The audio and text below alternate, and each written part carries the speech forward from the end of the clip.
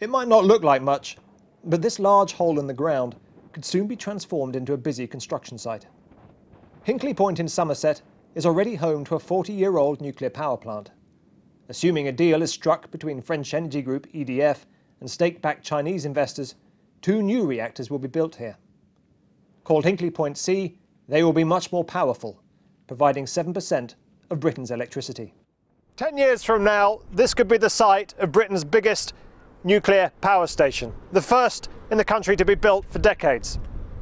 But it will be expensive, costing £24.5 billion. There are already concerns over delays to investment decisions and the high cost of the project.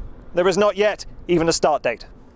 As soon as we get our final investment decision, this will turn into a huge construction site, 25,000 workers, and eventually, when the construction is complete, there'll be a power station here generating low carbon energy for the UK. The new plant will be built just a short distance from the existing Hinkley Point B site, which is old but has a good safety record, and 2 earlier Magnox reactors now being decommissioned. Inside the high security building, engineers work round the clock, operating a giant gantry-mounted crane called a charge machine that handles fuel rods for the reactor cores. We're standing on the top of reactor 3, the pile cap. 308 fuel channels, 81 control rods, and this is where the fission occurs, and this is where the heat is produced to turn the water to steam and turn the turbine to produce electricity. So we're standing on top of an operating reactor, and if you look at the electronic personal dose meter, you can see the dose rate is 0. Nuclear, though, is contentious. While carbon-free and reliable, and seen by some therefore as an essential part of Britain's electricity supply mix, the new Hinkley plant will be costly. The price paid for the electricity produced has been guaranteed at £92.50 per megawatt hour, more than twice the current wholesale price. The European pressurised reactor technology to be used has been dogged by problems at similar plants under construction in Finland and France, which are now years overdue and costing billions more than expected. For all that, Vincent de Rivas, Chief Executive of EDF Energy, reckons it's a competitive price to pay. So when we have to look at the price for the next decade, we need to compare it to other solutions, other low-carbon solutions, and how it plays in the mix that we'll get over the next decade. And I can tell you for a fact that Hinkley Point C will save on the bills of the customer at least 10% compared to a solution without Hinkley Point C, without nuclear. I'm a big supporter of nuclear power. Hinkley's critics, though, even some of those in favour of nuclear, dispute this. I think nuclear power is a good way to produce electricity, it's a safe way to produce electricity, and over time can provide a good contribution to meeting climate change goals.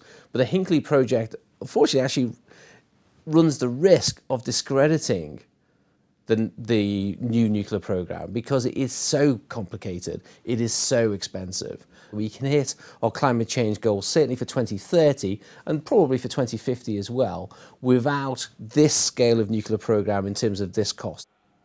Added to that are environmental concerns, including the still unresolved issue of how, ultimately, to dispose of the nuclear waste produced.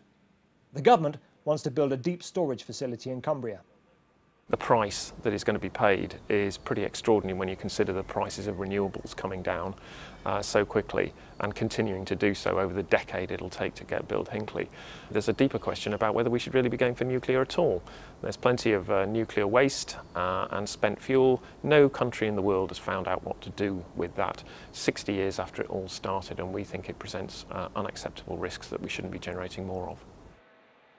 Whether Hinkley goes ahead will depend in large part on whether EDF can agree on financing with 2 state-backed Chinese nuclear companies. The 2 sides have been haggling over their roles and shares of construction spending. The Chinese are being asked to invest 40% in Hinkley and a similar sum in a second plant at Sizewell in Suffolk.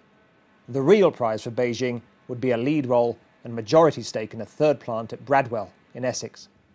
That would give it the chance to deploy its own technology and use Britain as a showcase to pursue its global ambitions.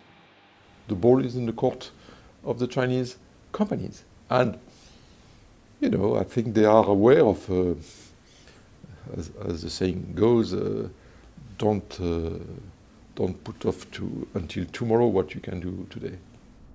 The political will is such that assuming EDF and the Chinese can agree on financing, a deal to build Hinkley Point C is likely. David Cameron sees the Chinese as essential infrastructure partners and their technical know-how crucial to a low-carbon future and a British nuclear renaissance. Within a few weeks, we should know exactly what that future holds. Chris Adams, Financial Times, Hinkley Point.